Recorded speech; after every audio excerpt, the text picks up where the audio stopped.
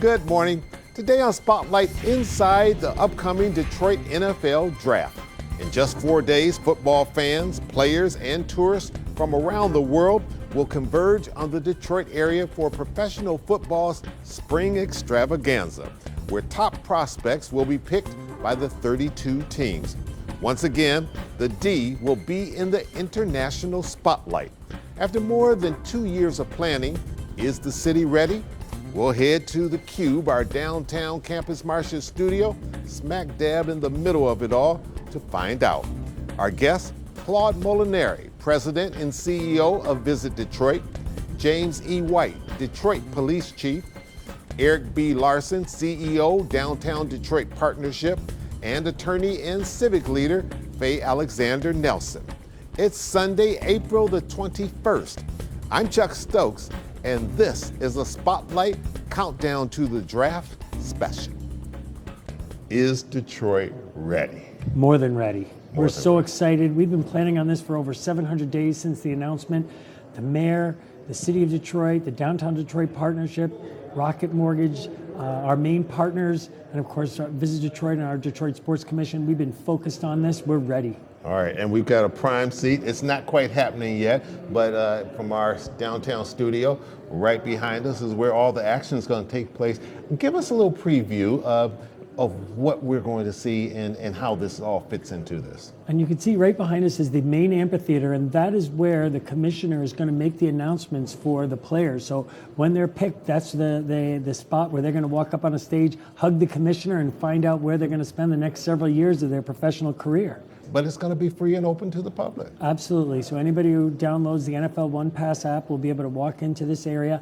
And again, from Hart Plaza, where we're going to have an amazing football extravaganza with punt, pass, kick, field goals, touch football, flag, all that stuff. And then all up Woodward Avenue, we'll have large video screens and audio so everybody can be a part of it.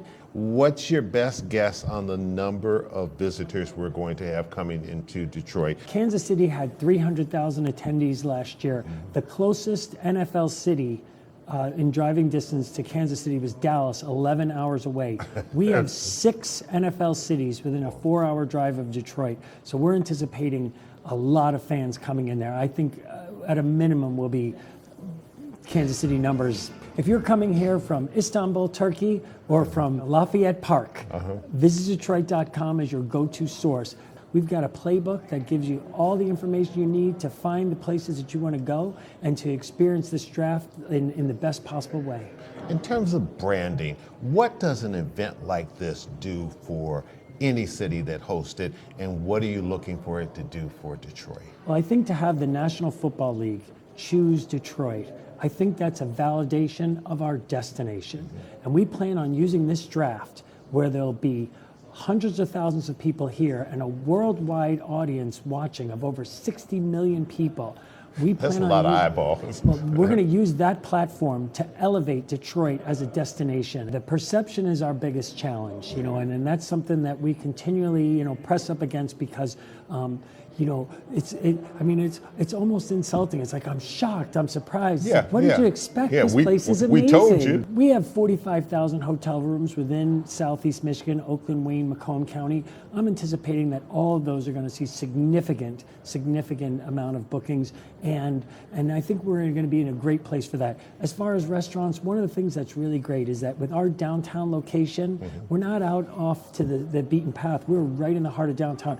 Everywhere, even on the street, we see like 7 restaurants right behind us right now. So there's going to be a lot of opportunity for people to have great meals, great fun, lots of attractions everywhere, and just all these skyscrapers. It's going to be a fantastic environment. What message do you want to send to our locals?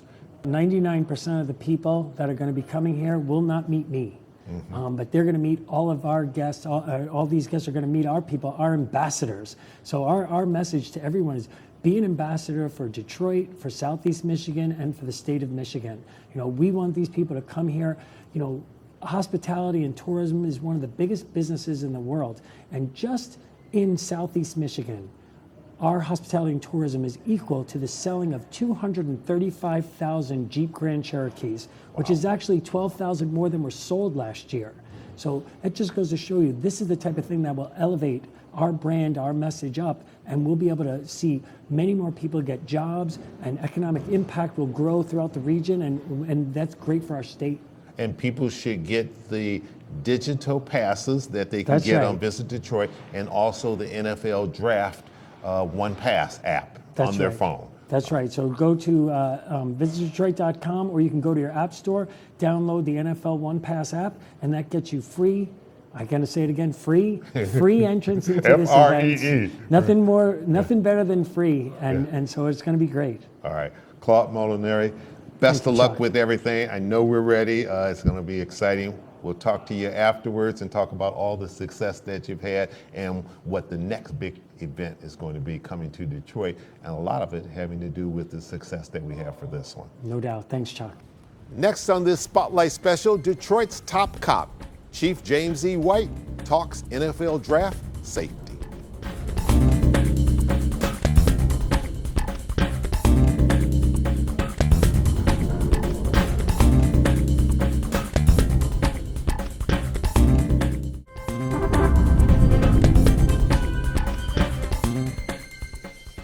Chief White, good seeing you. Thank you for having me. All right, so when these type of events hit town, our profession, we get really geeked up. We turn it up a whole nother notch. Yes. It's exciting, thousands of people coming to our town, the eyes of the world will be on us. Is that the same for law enforcement, or is this sort of your worst nightmare? Well, certainly not the worst nightmare. I mean, we're excited, but we're in a planning stage. We've been planning this now for over a year. Sure. You know, our strategy, you know, we test our strategy, we deploy our strategy in increments just to see how it's working. And this is really a tremendous undertaking, and it's a lot of behind the scenes security provisions and things such as that. Once we found out we were on the clock, we started our work. Pittsburgh, Cleveland, Cincinnati, people will be coming from all over. So we may have the biggest crowd yet. For that average person at home, they just want to know, Chief, is this going to be a safe event for me and my family to come to? It is going to be a safe event, and we're partners in this, right? I mean, we want our residents to come down. We want those who live, work, visit our city to come down and have a great time. But they need to know a few things. They need to know, leave your weapons at home. All weapons, guns, knives. Don't even think about it. Don't even think about it, Yeah. right? This is a secure footprint. We're going to be on patrol. We're going to have the area covered, both inside the footprint and outside the footprint. Just come down and have a good time. Bring a little bit of patience so that you can walk and park and do those things. But yes, a secure event is certainly what we anticipate, but it's you know, all of us working together to ensure that. Our real-time crime center, it's focused in on this event. You'll see some officers in uniform. And some out of uniform. You'll see some people that are officers that you won't know are officers that'll be helping us secure this. What we do, what we say, how we act represents our city to the visitors coming from afar and some who are just right here in Detroit. Yeah, and you know, that's really what I've seen a lot of is pride. Officers are proud of this moment in time. The citizens that I've talked to as we're planning and putting up gates and redirecting traffic, it's pride. I mean, we're on a national platform right now, and we get a chance to tell the world who we are as a city. This isn't just the Detroit Police Department. You're in coordination with how many other various type of law enforcement departments that you can share?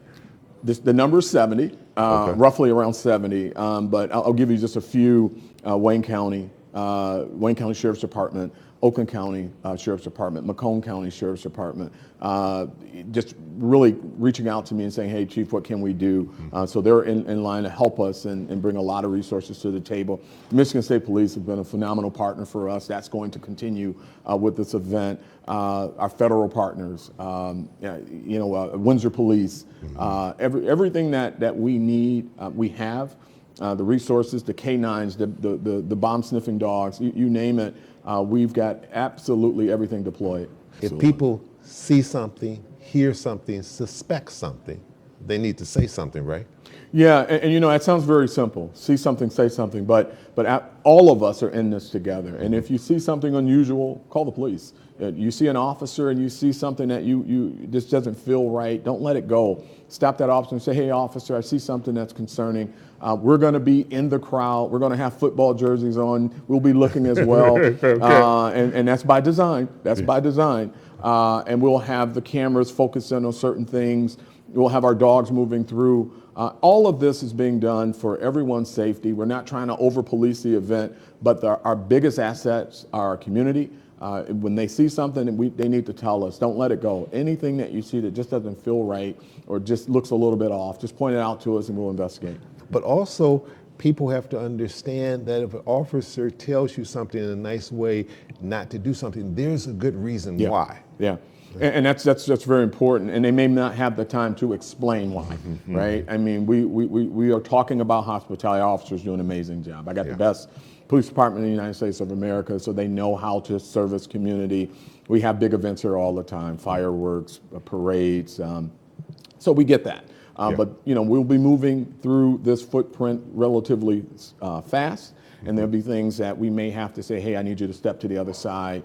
And we'll do that in the most courteous way possible. But if we ask you to do that, we need you to do that. And if there's some questions, we may have to explain a little bit later. Sure. Chief White, best of luck. Thank you so much for coming in and spending this time with us and getting this very important message out to the public at hand. I thank you for having me. Oh, it's certainly our pleasure. When Spotlight returns, the man who has downtown Detroit under his microscope every single day. He'll join me, Eric B. Larson, CEO of the DDP.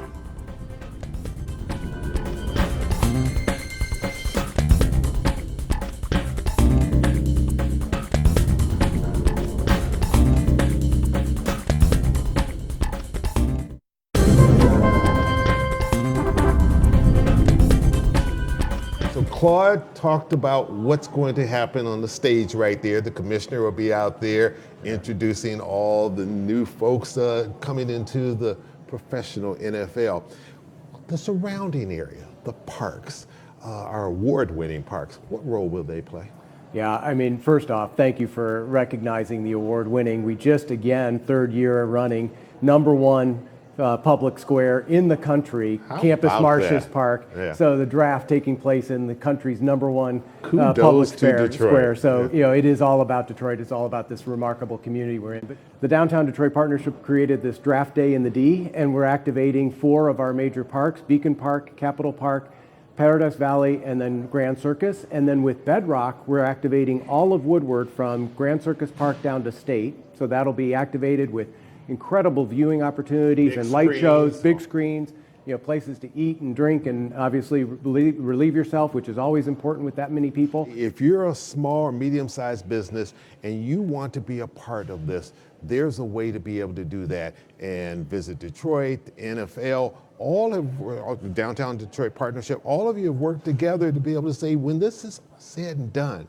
that people should feel good that I had a piece of that and I made some money off that. Let's be honest. No, that's right, Chuck. I mean, we would not succeed with this if, one, we didn't tell the really remarkable story about Detroit and where Detroit is and where we're going, but also if we didn't include and really create an environment that is inclusive and accessible for everyone. And that's what we do on a daily basis at the Downtown Detroit Partnership, and this event should be no different. And it's fun because, while there's greatness on the stage, in the main theater, we're going to be able to showcase Detroit's greatness through all these public spaces and with these vendors. The city of Detroit was fantastic in making sure that the vendors were licensed, that they're ready, to accept not only the crush of people, but also the opportunity to showcase what their offerings are. And I think those people that haven't been in Detroit are going to come in with one perception and they're going to leave with an entirely different perception, and it's going to be a wonderful perception. Yeah, I think you're right about that. Something like this doesn't just happen because of one administration or one city council or one group of business leaders. This has been building through multiple years and multiple leaders. Well, I love that you bring that up because, all of us, you and I, on a daily basis are standing on some pretty broad shoulders. And we can't forget that. And if you think back to 2006 when we were doing the Super Bowl, our then chair, Roger Penske, was drafted by Bill Ford and the Lions organization to really go pitch the NFL. Well, Fast forward, the NFL still recognizes that Super Bowl in 2006 as one of their top 3 Super Bowls ever. Part of our transition from purely a central business district to really truly a central connectivity district is that 24/7. And big part of that is the entertainment. Big part of that is making sure that we've got residents that want to live and invest here. And all of that has been done through these kinds of long-term investments. The transformation, what's happening with the University of Michigan Innovation, what's happening with Henry Ford up in New Center and the $3 billion, what's happening at Michigan Central, all of that stuff is going to totally change the way that people think about Detroit. And that means jobs, and that means a good Detroit brand. Right. Eric Larson, thanks so much for stopping you. by. Looks like we're just about there. Every day I come down there are a few more fences, a few more things are roped off. But if people get that NFL One Pass, they'll be able to access all of it. Most importantly, download the One Pass. Up next on our Spotlight Countdown to the Draft, we'll head back to our Southfield studio to interview longtime community leader Fay Alexander Nelson. Stay with us.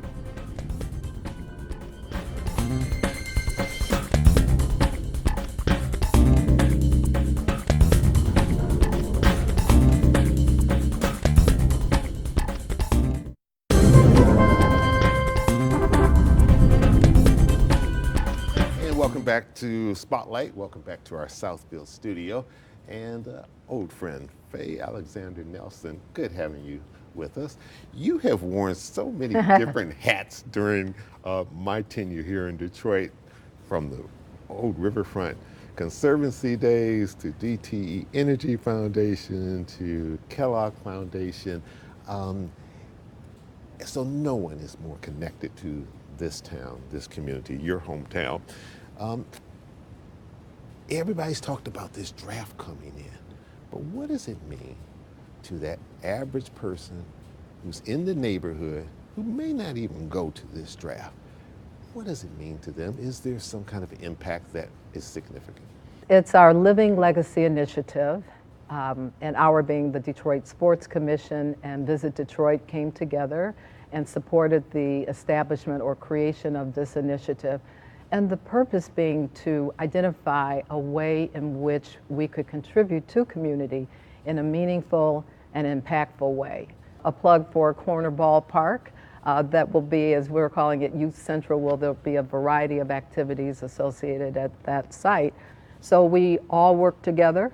We brought on board a firm that helped us to identify from an environmental scan perspective what were the greatest priorities of our community. We are currently, thanks to some very generous funders, supporting education, which is our first priority, with a focus on literacy and active play, which is a focus on our girls in sports. And it's not just, it's being launched in coordination with the draft, but there is a sustainability aspect that we're extremely excited about as well. So between helping kids to become more active, right, and helping us become better readers, right, which impacts every aspect of your life, and $1 million out there, that's going to make a huge difference. Well, we hope so. I mean, it will help us to launch in a meaningful way both areas, literacy and active play. We're so excited to be able to be part of the literacy movement, and can't find better partners than DPSCD, Alicia Merriweather, of course Pam Good and her team that are right now tutoring intensively one-on-one students at Dixon Middle School and Detroit Lions Academy. And then, of course, active play, getting our kids away from the television, away from the video games, and getting them out, getting them more away active. from these things. Right? Getting them more actively engaged, healthier communities, and really privileged to be partnering with not only the Community Foundation of Southeast Michigan, but the Wilson Foundation and the Aspen Institute. So great organizations, and we're just so pleased to be able to not only launch this effort in coordination with the draft, but the good part is the sustainability aspect. And finally, I hear that this is just sort of the first step of Yes. it, that we've got the NCAA tournament coming here, I think in 2027. Correct. Another huge event will bring a lot of people in. and that there probably will be some other beneficiaries within the community because of that great big effort, even though it may not have been Absolutely. designated exactly who yet. For sure. Let me just quickly say that this isn't a one and done, and that what the Sports Commission has committed to, which I'm so excited about, is that for every major sporting event that we are able to attract to the Detroit area, including, of course, the men's NCAA Final Four, that there will be a legacy component. We'll be focusing on that education and that active play space, because we understand we can't solve it all, but being part of the movement, being part of focusing on our children and families and helping to support healthier communities is amazing. And so we're excited about that. And also, if I may real quick, we've got a fabulous partnership not only with DPSCD and Beyond Basics and Project Play, but the Detroit City Council. We're working in partnership with the council. We've established a fund that will, in partnership with the City Council, identify grassroots organizations that are in alignment programmatically with our two pillars, and we're funding them as well. So it's exciting. Great. It's this great time, and we're looking forward to joining with all of this wonderful initiative called the NFL Draft and celebrating our community. Well, Faye Nelson, thanks for all that you have done, all that you continue to do, and even though I guess you're quote unquote officially retired now. I am. Yeah, but you're probably working harder than you ever worked before because you're on this board and that board and all so many other things. But we know how much you love the city and how much you give back, and thanks so much. Thank you so and tell much. your husband Al we said hi. I will. All right. Take care. Well, that's it. Thanks to all of my guests this week. Okay, if you've been waiting patiently and didn't cheat on Google to find out the answers to our NFL trivia questions, here you go. The first NFL draft was held in 1936 at the Ritz-Carlton Hotel in Philadelphia, Pennsylvania.